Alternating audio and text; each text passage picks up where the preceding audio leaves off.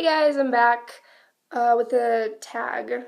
I'm filming 2 videos in one day, so that's why I'm wearing the same clothes as I was in the last video. I'm doing the opposites book tag. It sounds really awesome. The original video comes from Helen Jeppesen or something. I'm so sorry. It just sounded really fun, so I thought that I would do it for you guys. Let's get started. Question number 1 is the first book in your collection and the last book you bought. This is going to be really hard. The first book in my collection that I ever got was probably The Lion, the Witch, and the Wardrobe by C.S. Lewis, and I've had this for a really long time. I had the entire collection, but I don't know where it went. I don't know if this is the first book, but I'm just guessing, so whoops. The last book I bought was Anna Dressed in Blood by Kendar Blake. Ghosts and stuff. The second question is a cheap book and an expensive book. A cheap book that I bought not too long ago was Aragon by Christopher Paolini. I got this for 50 cents because at Goodwill they were having a half off deal thing, so that's pretty good. An expensive book that I got has some explaining to do, but it's really exciting. And that is Edgar Allan Poe, The Complete Tales and Poems. This book is originally $40 at Barnes & Noble, but I got it for $8. So it's an expensive book, but I got it at clearance, and this is probably like the most expensive book that I would have gotten if it wasn't on clearance. Number 3 is a book with a male protagonist and a book with a female protagonist. The book that I choose for the male protagonist is Miss Peregrine's Home for Peculiar Children. The main character is Jacob. Of course, there are other characters, but Jacob is the main character, and he's really awesome. He's just super cool. The book I chose with the female protagonist is City of Bones by Cassandra Clare. I don't have to explain this book. I don't even know why I chose it, because there are so many other books that I could choose on my shelf other than City of Bones, but I did. Number 4, a book you read quickly and a book that took you a long time to read. The book that I read quickly is The Fault in Our Stars by John Green. I don't have to explain this either because I'm sure everybody has read this quickly. It just sucks you in, and it's amazing. Oops, god damn it.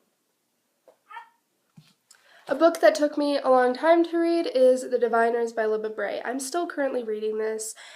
Every time that I start reading it, I just stop for some reason. So I've been reading this for over 2 months, and hopefully I'll get over that and start reading it again and just read it all the way through.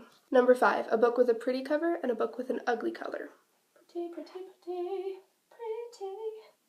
The book that I chose with a pretty color is Dracula by Bram Stoker. This edition is just gorgeous, and I can make an entire video about how much I'm obsessed with this cover because it's just so pretty. Look at it! And there's pictures inside of it, and it's just amazing. So excited. The book that I chose with an ugly color is A Wrinkle in Time by Madeleine L'Engle. I like the original cover the best.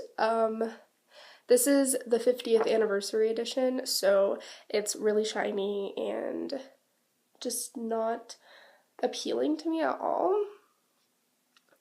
And there's like there's no synopsis on the back. It's just, I hate this edition so much. Number 6 is a national book and an international book. National. The national book that I chose was Cinder by Marissa Meyer. The main author is from Washington, I believe. Yeah. The book that I chose internationally is The Graveyard Book by Neil Gaiman. Now, the author doesn't live in, it's so shiny, I'm sorry. The author doesn't live in a different country, but he's from England, so I'm just gonna count it. Number 7 is a thin book and a thick book.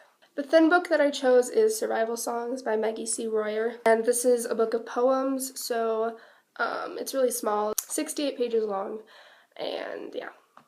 The thick book that I chose is The Summer I Turned Pretty trilogy by Jenny Han. This is in really bad condition because it survived a car crash. So it's just super gross, but it's huge because all 3 books are in this bind-up. Number 8 is a fiction book and a nonfiction book. The fiction book that I chose is The Lightning Thief by Rick Riordan. The nonfiction book I chose was How to Do More of Just About Everything by, I don't know, it doesn't have an author. E. Howe and other contributors. So, nonfiction teaches you stuff. Pretty cool. Number 9 is a very way too romantic book and an action book.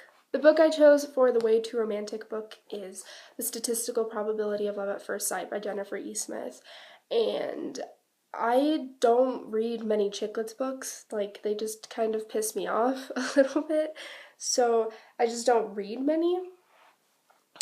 And it's been taking me forever to try to finish this book. Like, I've never taken this long to finish books before. Like, The Diviners and this one. I don't know what's up with The Diviners, but this one I know it's because of the romance. Like, this would never happen. No offense, but it wouldn't. You don't just get on an airplane and fall in love with a British guy. It just doesn't happen. If it does, I'd be on airplanes all the time. The action book I picked out was A Game of Thrones by George R. R. Martin. Number 10, a book that makes you happy and one that makes you sad. The book I chose that makes me happy is Nevermore by Kelly Krieg. It's Edgar Allan Poe based, and I just love Edgar Allan Poe, and I loved the main characters. Like, they were so awesome and badass. And the ending kind of made me sad for reasons that I'm not going to explain, obviously. But, you know, the rest of the book just made me beyond happy, and which is really sad because this is a dark book. That just explains why I'm so messed up. The book I chose as the book that makes me sad is Looking for Alaska by John Green. I would have picked The Fault in Our Stars for this, but I picked it for something else.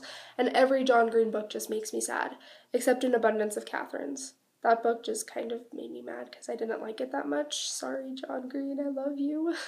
They overanalyze everything, so it's just really depressing. If you know this book, I'm sorry. That's it for the opposites book tag. I'm not going to tag anybody because nobody knows me. I hope you enjoyed this video. Leave a like and comment if you enjoyed, and to tell me how I'm doing. Subscribe if you want to subscribe, and have a very good day. Bye!